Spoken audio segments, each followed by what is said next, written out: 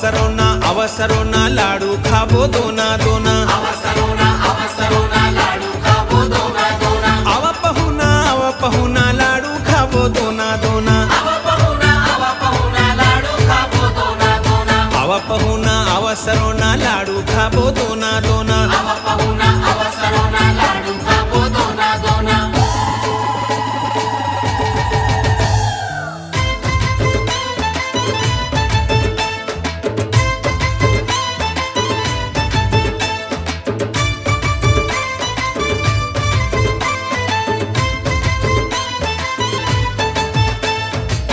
ममता करुणा दया बरसोइया नीमतरी मोर शीतला मैया खारुन नंदिया तीर बलावे आमतरी मोर शिव घड़िया अवसरोना लाडू खाबो दोना दोना अवसरोना लाडू खाबो दोना दोना आवा पहुना अवसरोना लाडू खाबो दोना दोना आवा पहुना अवसरोना लाडू खाबो दोना दोना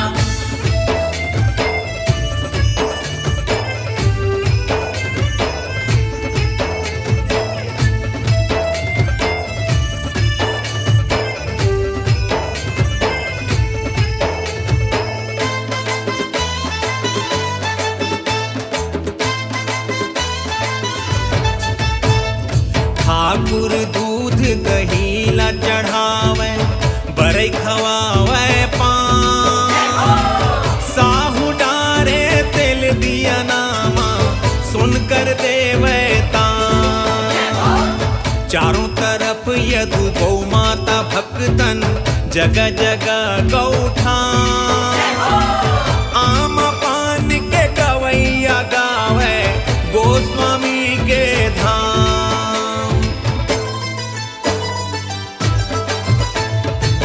मैया मोरे लाड़ करोइया नीमतरी मोर शीतला मैया खारुन नंदिया तीर बलावे आमतरी मोर शिव घड़िया चलो रे मोर संग चलो ना जय जय शीतला मैया कहो ना अवसरोना लाडू खाबो दोना दोना अवसरोना लाडू खाबो दोना दोना आवा पहुना अवसरोना लाडू खाबो दोना दोना आवा पहुना अवसरोना लाडू खाबो दोना दोना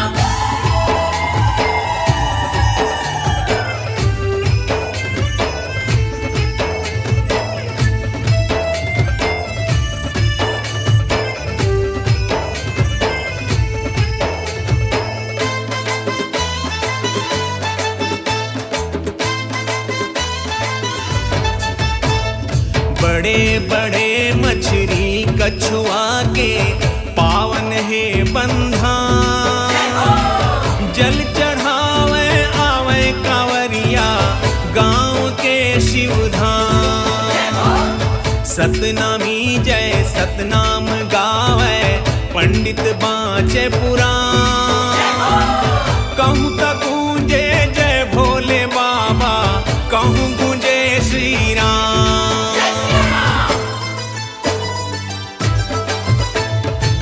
हर लेवे दुख देवे सुख छैया नीमतरी मोर शीतला मैया खारुन नंदिया तीर बलावे आमतरी मोर शिव घड़िया चलो रे मोर संग चलो ना जय जय भोलेनाथ कहो ना अवसरोना लाडू खाबो दोना दोना अवसरोना लाडू खाबो दोना दोना आवा पहुना अवसरोना लाडू खाबो दोना दोना आवा पहुना अवसरोना लाडू खाबो दोना दोना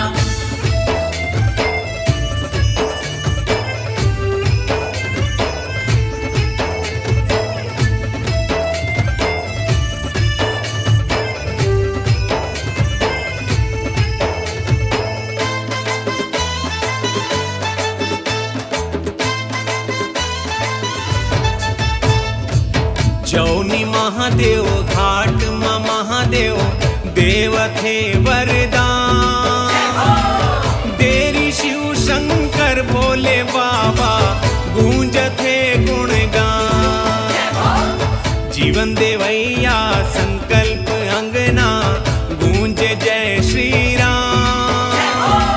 साला सर के मंदिर मगावे माई जस हनुमान। जय हो शीतला ताई। हर लेवे दुख देवे सुख छैया आमा तरी मोर शिव आओ घड़िया। ममता करुणा दया बरसोइया नीम तरी मोर शीतला मैया। आवा पहुना जय जय भोलेनाथ कहो ना। अवसरो ना लाडू खाबो दोना दोना। अवसरो ना लाडू खाबो दोना दोना। अवसरो ना जय जय शीतला मैया कहो ना। अवसरो ना जय जय भोलेनाथ कहो ना। अवसरो ना जय जय शीतला मैया कहो ना। अवसरो ना जय जय भोलेनाथ कहो ना। अवसरो ना लाडू खाबो दोना दोना। अवसरो ना लाडू खाबो दोना दोना। अवसरो ना जय जय